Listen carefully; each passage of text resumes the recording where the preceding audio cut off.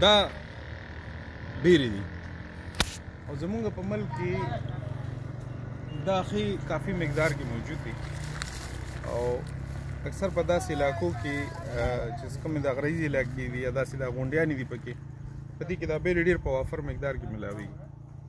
تاسو یقین وساتئ د دې بیرو ډېر فواید دي. شوګر مریض یې ښه وافر مقدار کې خوړی شي، مطلب دا دی چې څه نقصان نه درته درکوي، خوږوالی هم پکې دی. او بله دا چې د زړه د مریضانو لپاره ډېر زبردست شی دی. څومره چې کارډیوواسکولر ډیزیز دي د هغې خلکو دپاره بل د ټولو نه یو زبردست چیز دا دی چې کولسټرول کموي.